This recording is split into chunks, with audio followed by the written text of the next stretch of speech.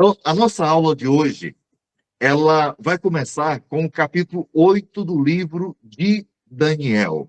Nós estudamos semana passada no capítulo 7 de Daniel, certo? Então, hoje a gente vai começar o capítulo 8, depois a gente vai pular para o capítulo 13 do livro de Apocalipse.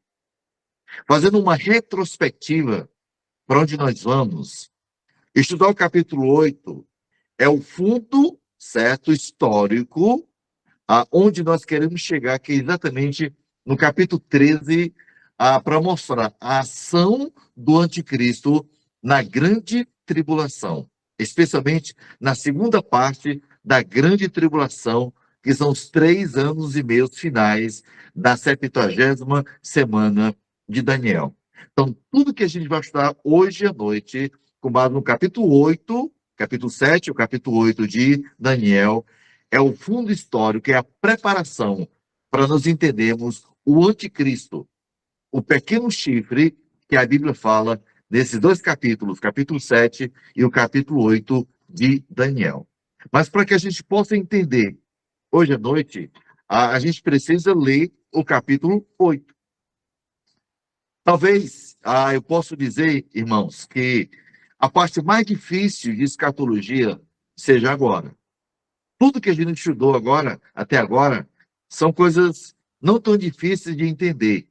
Mas o capítulo 8, o capítulo 13, são capítulos que requer de nós uma compreensão mais apurada, né? Mais estreita. Então vamos ler o capítulo para que a gente possa entender o assunto de hoje à noite. Então a gente vai ler o capítulo 8 do livro do profeta Daniel. Diz assim a palavra do Senhor. Capítulo 8.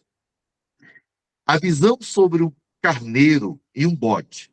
Então, o capítulo fala sobre a visão de um carneiro e de um bode, ok?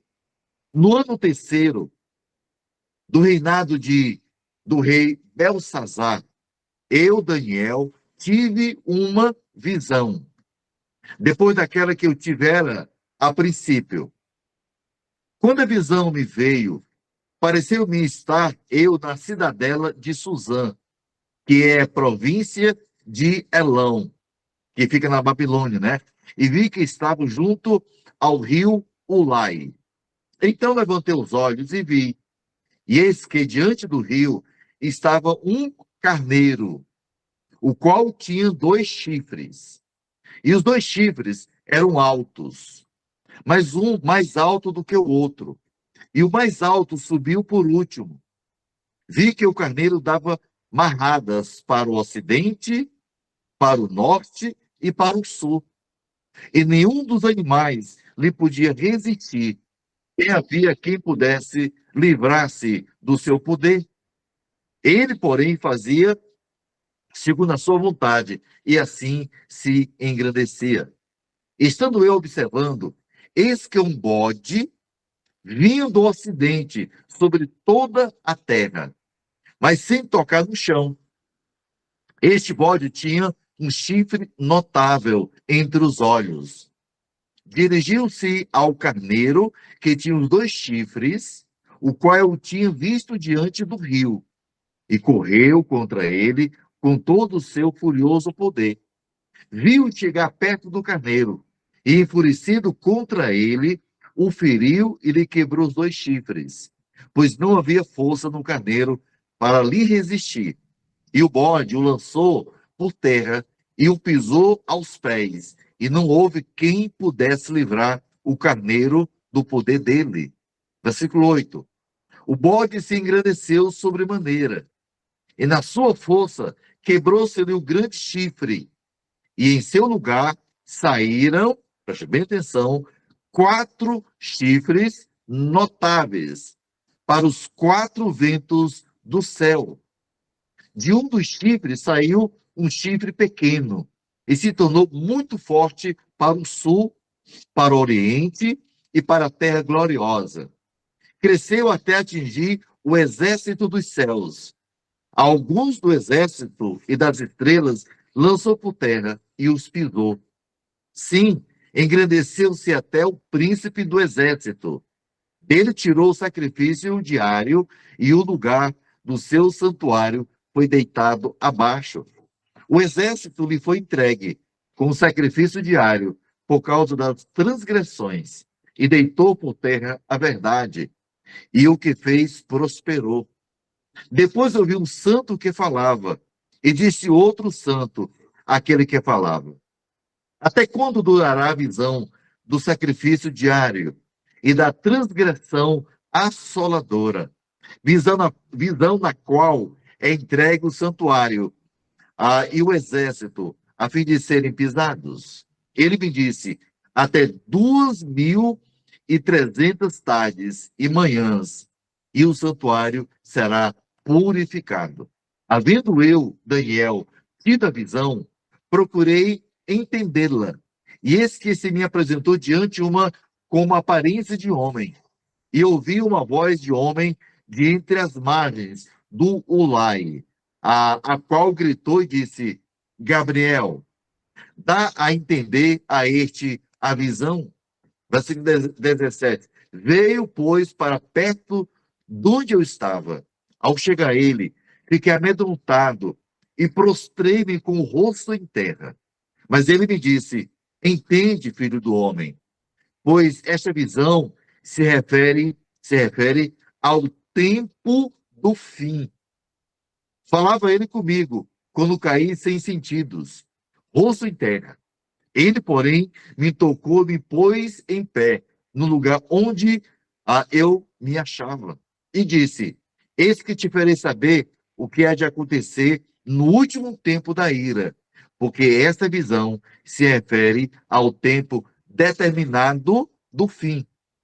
Aquele carneiro com 2 chifres que viste são os reis da Média e da Pérsia, mas o bode peludo é o rei da Grécia. O chifre grande entre os olhos é o primeiro rei.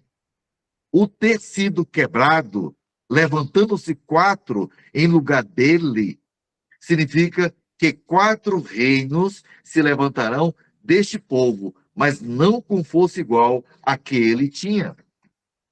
Mas no fim do seu reinado, quando os prevaricadores acabarem, levantar-se-á um rei de feroz catadura, né? A aparência de um animal, ele quer dizer isso aqui. Especialmente intrigas. Grande é o seu poder, mas não por sua própria força. Causará estupendas destruições, prosperará e fará o que lhe aprouver. Destruirá os poderosos e o povo santo. Por sua astúcia nos seus empreendimentos, para prosperar o engano, no seu coração se engrandecerá e destruirá a muitos que vivem despreocupadamente. Levantar-se-á contra o príncipe dos príncipes, mas será quebrado, sem esforço de mãos humanas. 26. A visão da tarde e da manhã, que foi dita, é verdadeira. Tu, porém, preserva a visão, porque se refere a dias ainda muito distantes. Eu, Daniel, enfraqueci e estive enfermo alguns dias. Então me levantei e tratei dos negócios do rei. Espantava-me com a visão e não havia a quem entendesse. Este capítulo, capítulo 8 de Daniel, esse capítulo ele é paralelo ao capítulo 7 de Apocalipse. Será a nossa segunda parte do nosso estudo nessa noite. Mas eu quero dar algumas considerações importantes do capítulo 8. Qual seria o título que eu daria para esse capítulo? É exatamente a ascensão e queda dos reinos do mundo. São reinos que se engrandecem, né, sobem, né, se levantam, mas também são reinos que caíram no passado. O capítulo 8, ele é paralelo ao capítulo 2 e o capítulo 7 de Daniel. Nós estudamos na semana passada sobre os 4 animais. Você lembra o leão, que simbolizava o quê? A Babilônia, o urso, Medo-Pérsia, leopardo, a Grécia, e o animal extraordinariamente forte, que simbolizava o quê? Roma. Então, a visão que Daniel teve, contudo, aqui não é um sonho, como registrado no capítulo 7. Daniel diz a Bíblia aqui que ele foi transportado em espírito até Suzã, e isso através do tempo.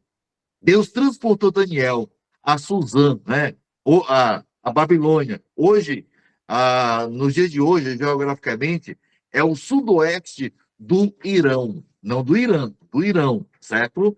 Então, ele foi transportado, não fisicamente, mas diz a Bíblia, em espírito, foi a vida aqui, essa visão de Daniel. Daniel não teve fisicamente, ele não esteve lá em Suzã fisicamente, corporalmente, fisicamente, mas foi apenas transportado em espírito nessa visão.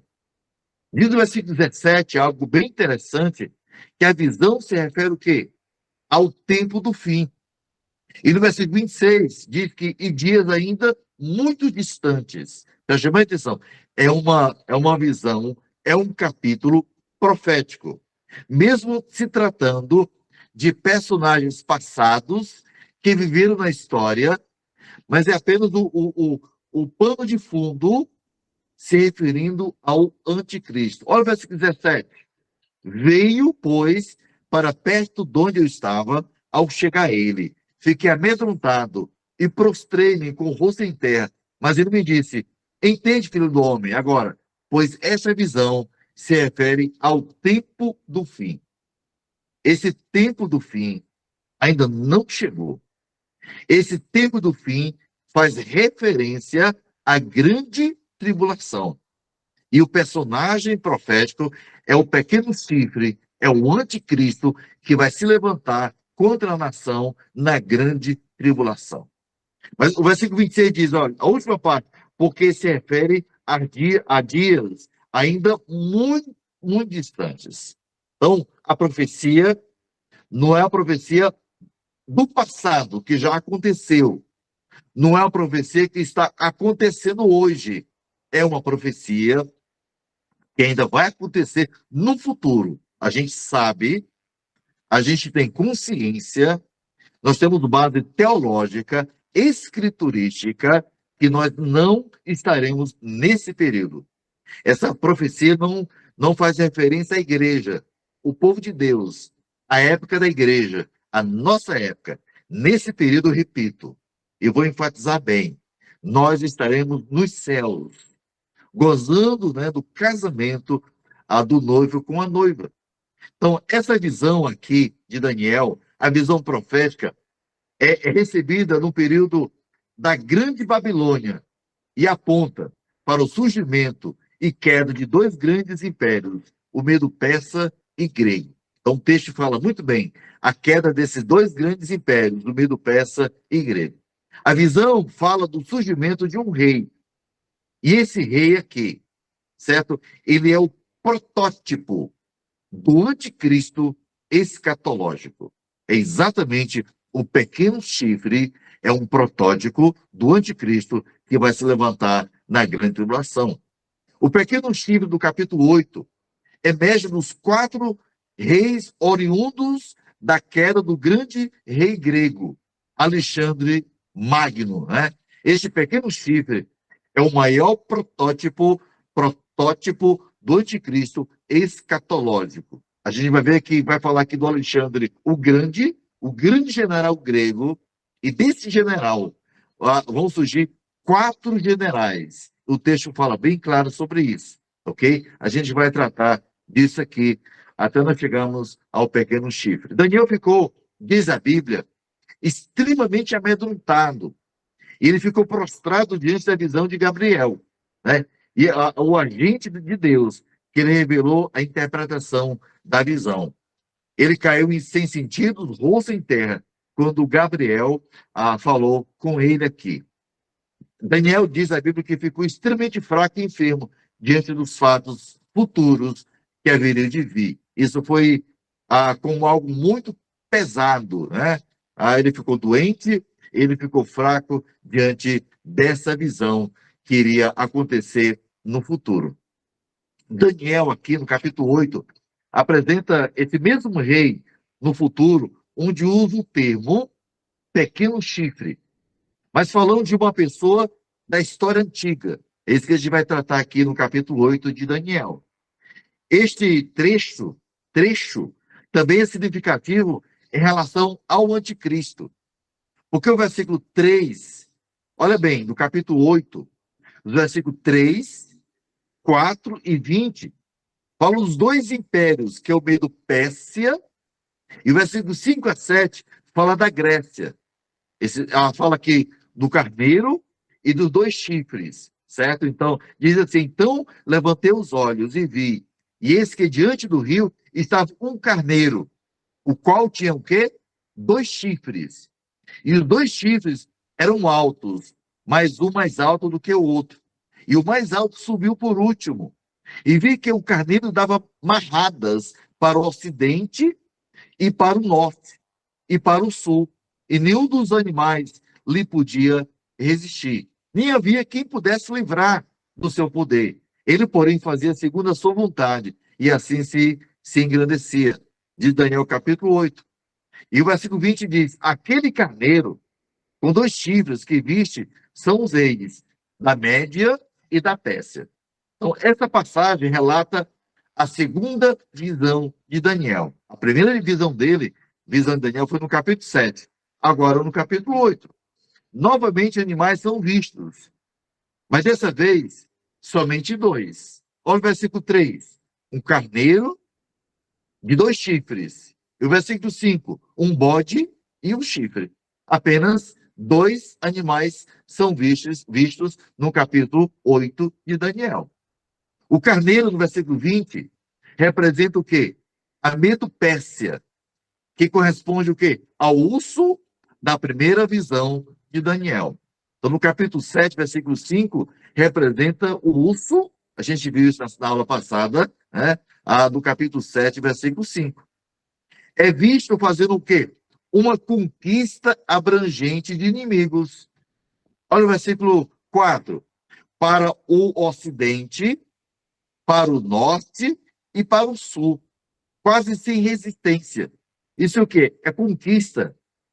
É vitória desse rei sobre os seus inimigos, né? Simbolizando por animais. Mas são líderes, são reis, são pessoas poderosas. Diz o versículo 3, olha o versículo 3. Tinha dois chifres, com o mais alto surgindo por último. Então levantei os olhos e vi, eis que diante do rio estava um carneiro, o qual tinha dois chifres, e os dois chifres eram altos, um mais alto do que o outro. O que a gente pode entender aqui? É que o Medo-Pérsia conquistou vasto território sob o comando de Ciro o Grande, com bastante facilidade.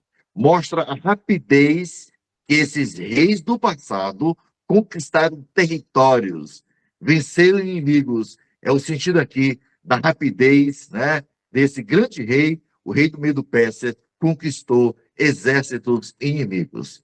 Na visão a persa do Império Medo-Pérsia, Ciro subiu ao poder após a divisão e se tornou um império muito poderoso.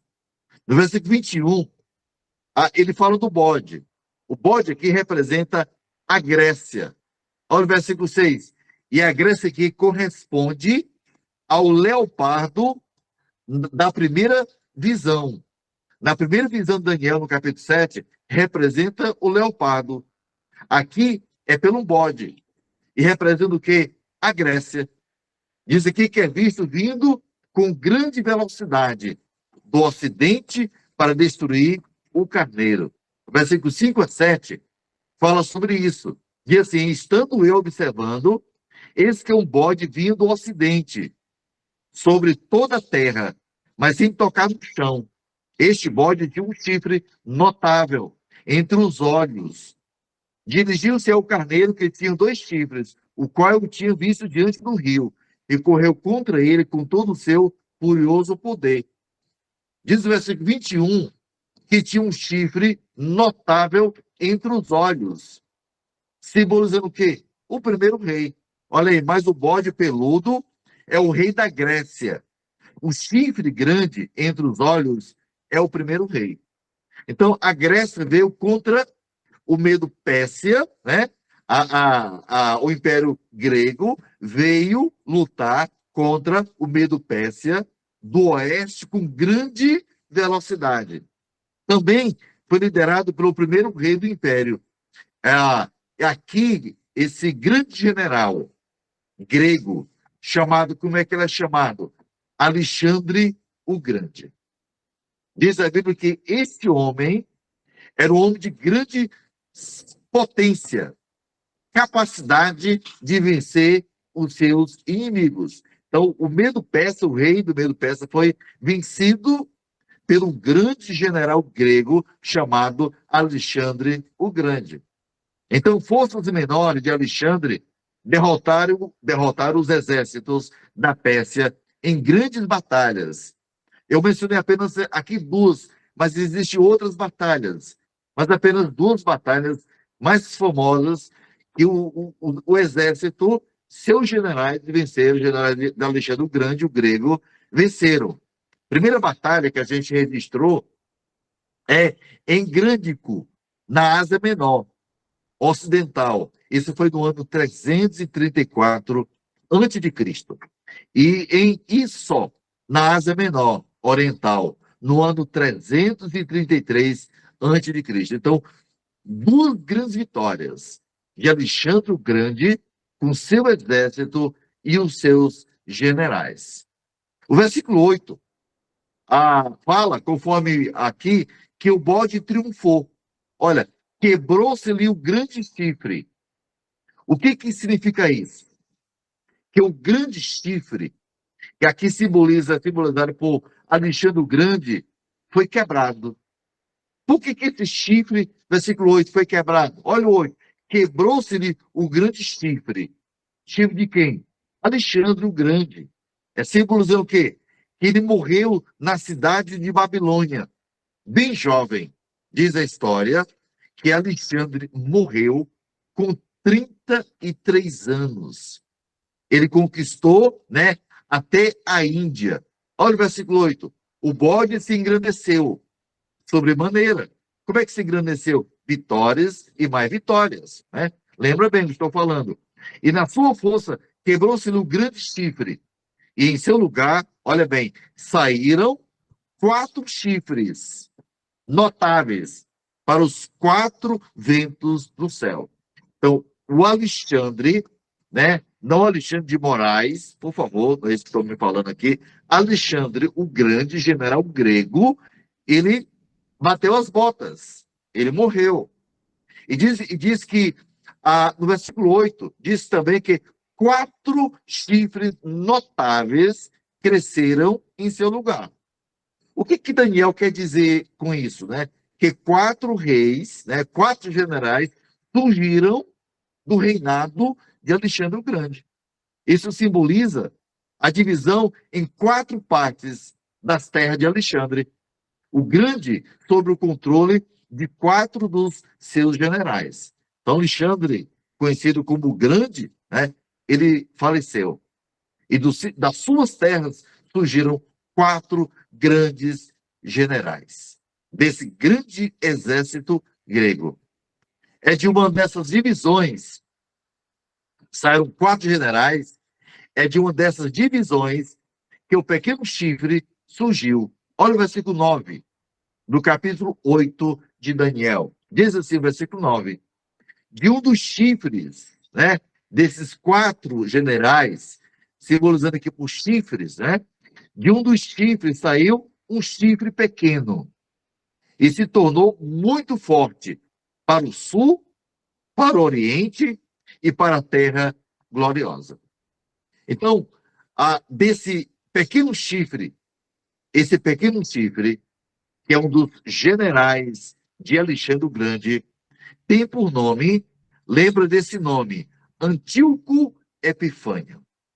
Ele reinou de 175 a 164 antes de Cristo AC. Esse foi o seu reinado. Esse Antíoco Epifânio, ele vai prefigurar o anticristo na grande tribulação. É por isso que desses reinados, destes chifres, sai esse pequeno chifre chamado de Antíoco Epifânio. O que ele vai fazer no seu reinado é uma representação. É o que vai acontecer na grande tribulação, pela ação, através do ministério, né, diabólico do anticristo. O que Antíoco Epifânio fez no passado, o anticristo fará no futuro. Então, ele era descendente de um desses generais, Selenco de Cator, que ganhou o controle sobre a divisão da Síria. Este homem trouxe grande sofrimento para a Palestina. É exatamente o que o anticristo vai fazer na grande tribulação. Este sofrimento foi de uma natureza correspondente às descrições citadas nos versos 10 a 14 das atrocidades praticadas por este pequeno chifre, né? Como a gente diz aqui, Antíoco Epifânio, um homem extremamente perverso, cruel, sanguinário e maligno. Antíoco Epifânio queria forçar os judeus do passado a se tornarem gregos. Não apenas se tornarem gregos, mas se tornarem gregos em pensamentos e práticas, especialmente em relação à religião, trocando as leis mosaicas pelas leis dos gregos. É como se hoje nós somos cristãos, mas o governo brasileiro, ele quer que todos os cristãos, todos os evangélicos verdadeiros, voltem a antigas práticas de idolatria, fazer imagens, fazer deuses de madeira, né, de ferro, se curvar diante de ídolos. É mais ou menos essa comparação. Então, esse Antíoco Epifânio, esse homem diabólico, ele tentou não só mentalizar, mas que as práticas religiosas mosaicas praticadas pelos judeus fosse agora mudar-se todo o sistema de cerimônia dos judeus para que adotasse toda a prática grega, diabólica e satânica. Quando o povo resistia, sofria grandemente, pagando com suas próprias vidas. Muita gente, muito judeu foi morto pelas mãos desse general diabólico e satânico. Então, qual é a nossa conclusão aqui, irmãos? É que, em vista desses assuntos, se torna perceptível a razão pela qual Daniel usou o mesmo termo, pequeno chifre, em falar tanto deste homem, Antíoco Epifânio, da história antiga, quanto do anticristo futuro. Então, o segundo pequeno chifre será como o primeiro em trazer sofrimentos aos judeus. Então, o pequeno chifre, né, aqui da história desse homem aqui, Antíoco Epifânio, é uma representação, é uma prefiguração, repito, do que vai acontecer na grande tribulação através do anticristo. O anticristo fará o mesmo num grau muito maior, de uma crueldade muito mais forte na grande tribulação. Aqui foi apenas um ensaio, através desse general, mas a coisa vai ficar muito mais forte, muito mais diabólica, satânica na grande tribulação. O uso deste termo tinha uma função profética. Ao designar essa pessoa da história como o anticristo da antiguidade, Daniel estava profetizando o caráter e obras do anticristo futuro. Ele estava mostrando apenas o que iria acontecer no futuro. Terá o mesmo interesse de Antíoco Epifânio em mudar as crenças religiosas e práticas dos judeus. Não? O anticristo vai exatamente querer fazer isso. Ele vai querer que os judeus, esses judeus que, na primeira parte da grande tribulação, onde o anticristo ele fez um pacto, uma aliança, Daniel 9:27, com a nação de Israel, um pacto de liberdade religiosa, de sacrifícios, como no Antigo Testamento, e um pacto de proteção bélica, certo? Para com a nação de Israel. E esse pacto vai ser quebrado. Então, o anticristo, assim como esse camarada aqui, de forma diabólica, O anticristo fará muito pior, um grau muito maior na grande tribulação. Diz a Bíblia, fará cessar o sacrifício e a obra de manjares no templo, como notado em Daniel 9 e 27. Então, na grande tribulação, que Daniel 9 e 7 é profético, é o versículo que vai se cumprir na grande tribulação, né, que faz parte da 70ª semana de Daniel. Ele vai cessar, diz o versículo 27 de Daniel 9, para cessar o sacrifício e a oferta de manjares. Sobre a asa das abominações virá o assolador, até que a destruição que está determinada se derrame sobre ele. Então a gente vai ver que no final da grande tribulação, Jesus vem, né? E prende Satanás por 1000 anos e vai eliminar todos os seguidores do anticristo no final da grande tribulação.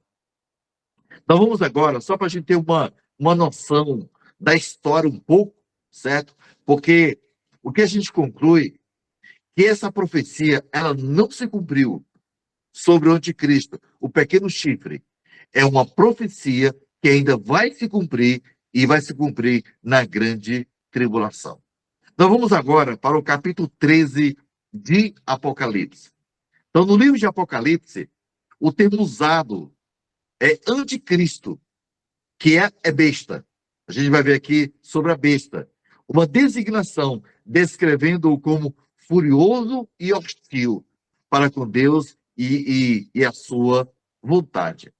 O termo besta, no capítulo 13 de Apocalipse, encontra-se frequentemente nos capítulos 13 e 17, onde se descreve essa pessoa de forma detalhada, de forma esmiuçada sobre a besta. Há duas pessoas diferentes, a chamada besta, no livro de Apocalipse.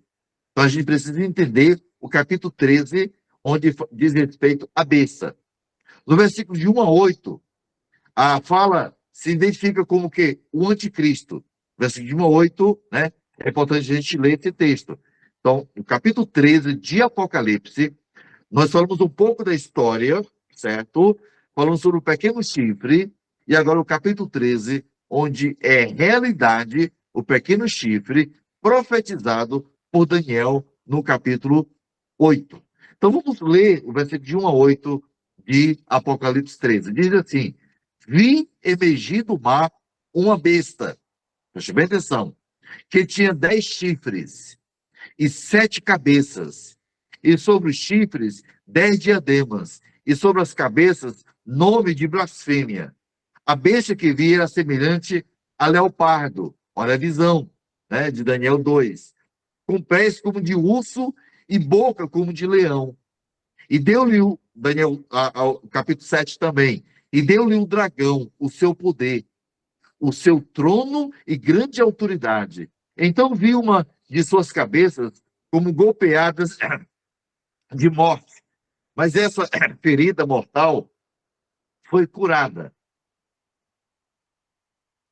E toda a terra se maravilhou, seguindo a besta, e adoraram o dragão, porque deu a sua autoridade à besta. Também adoraram a besta, dizendo: quem é semelhante à besta? Quem pode pelejar contra ela? Versículo 5. Foi-lhe dada uma boca que proferia arrogâncias e blasfêmias, e autoridade para agir 42 meses. E abriu a boca em blasfêmias contra Deus, para lhe difamar o nome e difamar o tabernáculo, a saber, os que habitam no céu. Foi-lhe dado também que pelejasse contra os santos e os vencesse. Deu-se-lhe ainda autoridade sobre cada tribo, povo, língua e nação. E adorá-la-ão todos os que habitam sobre a terra, aqueles cujos nomes não foram escritos no livro da vida do Cordeiro, que foi morto desde a fundação do mundo. Então, a segunda pessoa diferente chamada aqui é besta. Apocalipse capítulo 13. A segunda, dos versículos de 11 a 18, é chamado o quê? O falso profeta. Então, o primeiro é chamado de besta e o segundo é chamado o quê? De falso profeta. E também em outros textos, no capítulo 16, versículo 13, capítulo 19, versículo 20, o capítulo 20, versículo 10, é chamado o quê? Falso profeta. No capítulo 13, texto que a gente leu agora, de 1 a 8, o debate sobre a primeira besta, em Apocalipse 13, segue a narração da perseguição de Israel por Satanás, em Apocalipse 12.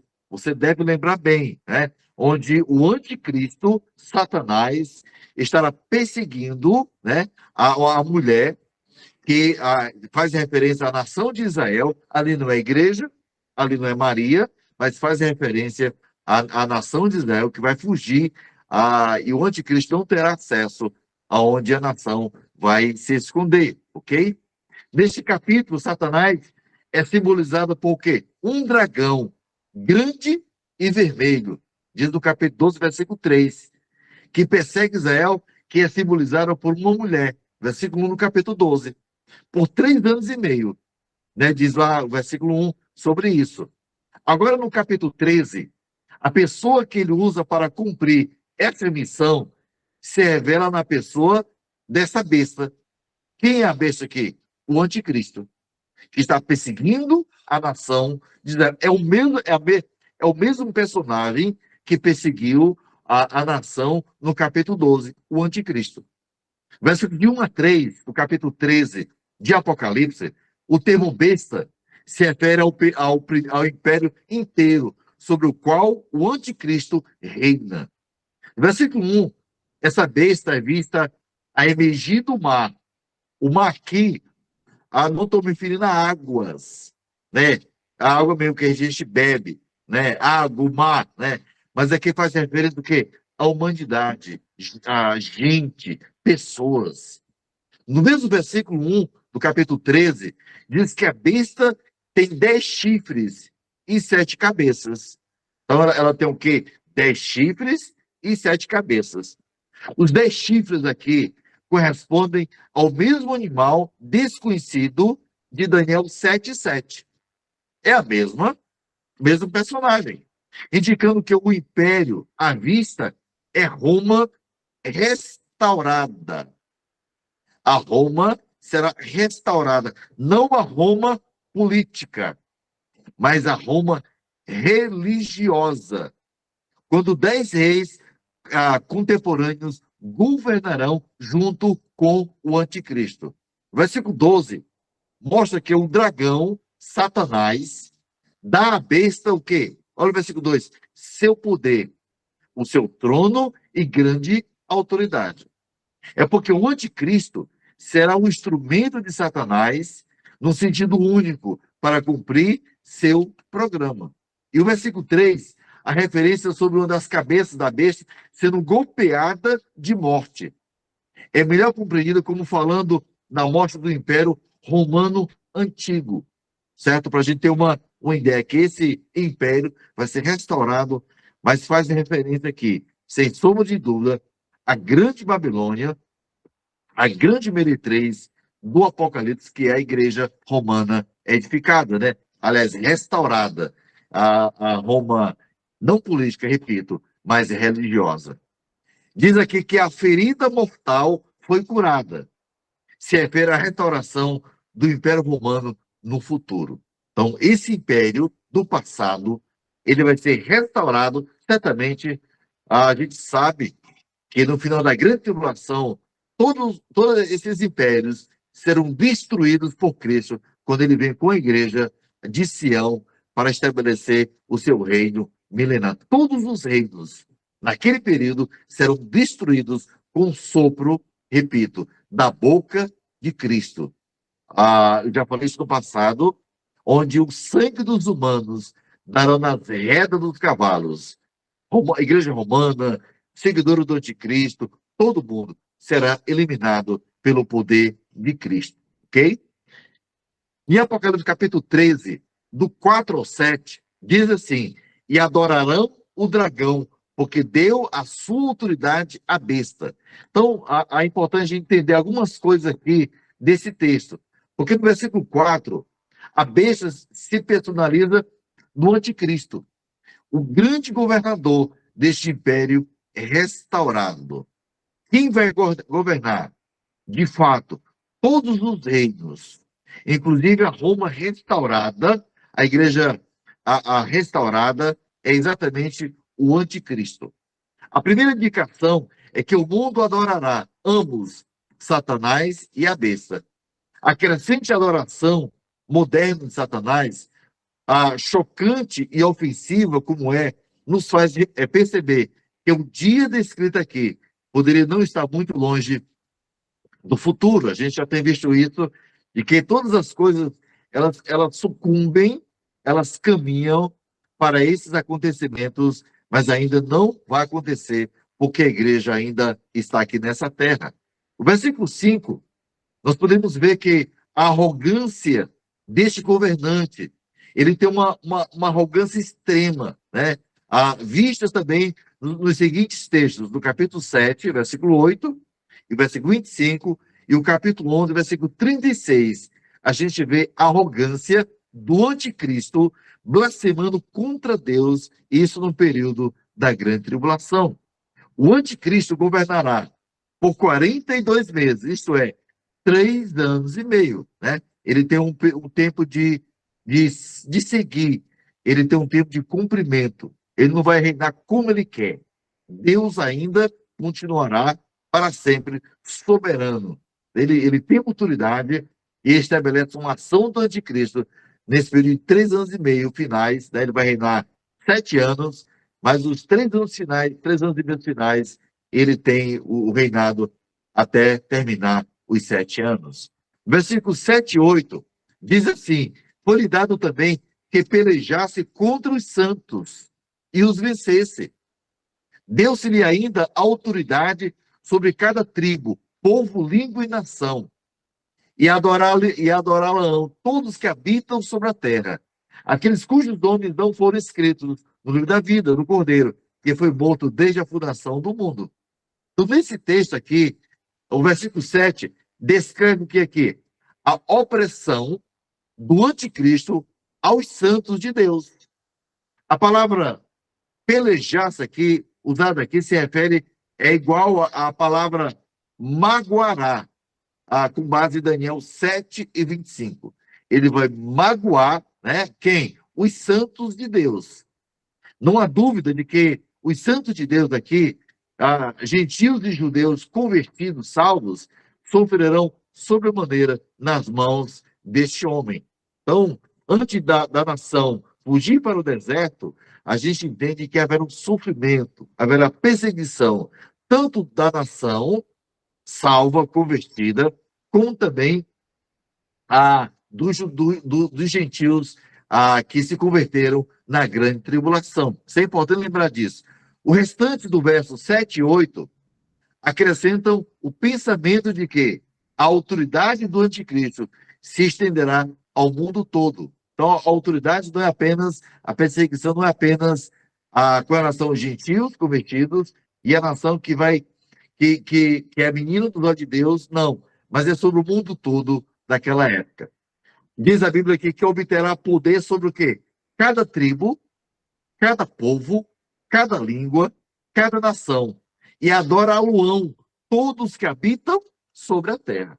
Então, as pessoas que o adorarão, quem são essas pessoas que vão adorar o anticristo? Os salvos não são, claro. A nação também não. Mas olha o que diz o versículo 8. Quem são essas pessoas que vão adorar o anticristo? Cujos nomes não foram escritos no livro da vida do Cordeiro.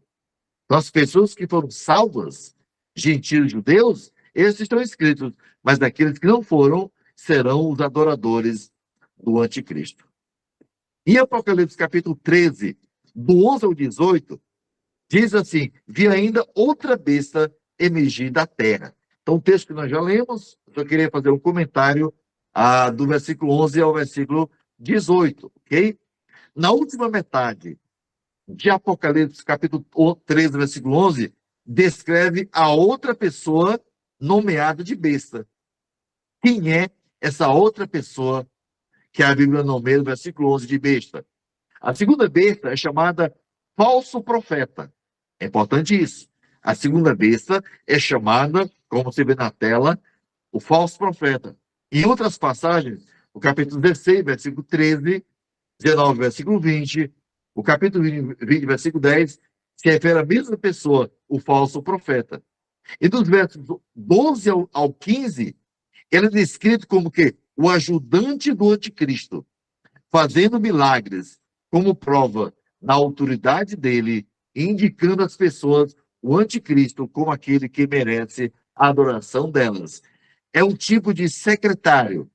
O falso profeta é um secretário do anticristo, levando as pessoas a adorarem o anticristo. Então, é como um agente, né, diabólico, e leva as pessoas que não têm os seus nomes escritos no livro da vida para adorar o anticristo. Ele quer adoração. Ele diz assim, no versículo do 12 ao 15, diz o seguinte: exerce toda a autoridade da primeira besta na sua presença. Faz com que a terra e os seus habitantes adorem a primeira besta, cuja ferida mortal fora curada. Versículo 13. Também opera grandes sinais, de maneira que até fogo do céu faz descer a terra diante dos homens. Por que ele faz isso? Para que as pessoas creem no anticristo e passem a adorar o anticristo. O versículo 16 desse texto, que eu não li todo, ele exigirá que o povo receba o quê? Olha o versículo 16. Certa marca sobre a mão direita ou sobre a fronte. Então, ele vai o quê? Levar essa gente, esse povo, receber essa marca. Certa marca sobre a mão direita ou sobre a fronte. Isto é uma maneira de controlar o quê? O comércio. Diz o versículo 16: a todos os pequenos e os grandes, os ricos e os pobres, os livres e os escravos, faz que ele seja dada certa marca sobre a mão direita ou sobre a fronte. Ou seja, as pessoas só vão poder comprar, só vão poder negociar se tiver essa marca. Aí você diz assim, pastor, será que nós não estamos vivendo esses dias? Porque já tem um chip, né? Subcutâneo, debaixo da pele. Já tem tantas coisas parecidas. Não, não, não, queridos. Eu repito, vou repetir sempre. É apenas um ensaio. É um treinamento para a preparação para quando esse dia chegar, as nações não terão dificuldades para aceitar o anticristo como seu líder, como aquele que vai reinar sobre todas as nações, com promessas infundadas, promessas falsas. Mas diz a Bíblia que nessa época, aqueles que receberam a marca da besta só vão poder comprar se tiver essa marca. Quem não tiver, certamente não vai poder comprar ou negociar no período da grande tribulação. Os que se recusarem a ter essa marca serão impedidos de comprar e vender, assim sendo eliminado de fazer negócios e até comprar as necessidades básicas. Então, isso aqui não se refere hoje, por mais que as coisas são tão parecidas, as coisas são tão próximas do que o texto diz, a gente pode confundir e até pregadores. Não, pastor, nós estamos, de fato e verdade, no período da grande tribulação. Não. Nós sustentamos, com base na Bíblia, que a igreja não estará aqui. Nós não temos a marca, ou nós temos o selo. O crente tem um selo, não a marca da besta. E o selo que nós temos é o selo da terceira pessoa da Trindade, que é o Espírito Santo. Todo cristão que tem esse selo, ele não vai ter outro selo na vida. É o único selo. Porque o crente que tem o Espírito Santo, ele não entra outro selo, não entra outro espírito. Temos para sempre. Então, nenhum cristão vai receber essa marca, né? Nem hoje, mas pastor, eu posso receber um chip subcutâneo para poder não usar mais cartão de crédito, né? Poder passar apenas a minha mão. Por mais que alguém receba isso hoje, não significa que você faz parte do anticristo. Não tem nada contra, pastor, eu sou cristão, aceitei um chip aqui sobre a minha pele, então estou livre para entrar nos bancos, todas as minhas senhas, então sobre esse chip, não tem nada a ver uma coisa com a outra. É uma tecnologia avançada, sim. Pode, estou dizendo que pode ser um ensaio para a ação do anticristo, da grande tribulação, eu não tenho dúvida, mas que ainda não é o período da grande tribulação. Então, o que a gente entende na história é que o anticristo, né, simbolizado pelo pequeno chifre de Daniel, capítulo 8, é o anticristo da grande tribulação. Então, apenas a história. É a história que vai se cumprir no período da grande tribulação. Essa é a nossa aula de hoje. Eu sei que é uma aula difícil de entender, tem muita leitura, mas eu creio, queridos, que foi importante a gente tratar disso. Na próxima semana, a gente vai falar sobre as taças da ira derramadas. Nós temos 7 taças ainda. Nós vimos dos cavaleiros, vimos das trombetas, e agora a gente vai entrar, na próxima semana, as taças da ira derramadas, no capítulo 15 e 16. Nós estamos caminhando para a segunda fase da segunda vinda de Cristo. Quando ele vem, a gente vai tratar tudo isso, né? Até a gente chegar no período do milênio, período de 1000 anos aqui na Terra. Então, na próxima semana, se prepare, o capítulo 15 e 16 de Apocalipse, falaremos sobre as taças da ira derramadas sobre os moradores da terra. Que Deus nos abençoe. Mesmo que você não compreendeu tudo, tudo bem, não se preocupe. Você continuará sendo um cristão, porque nem tudo nós vamos entender. Tá bom, amados? Que Deus nos abençoe e aplique essas verdades em nossos corações. Amém?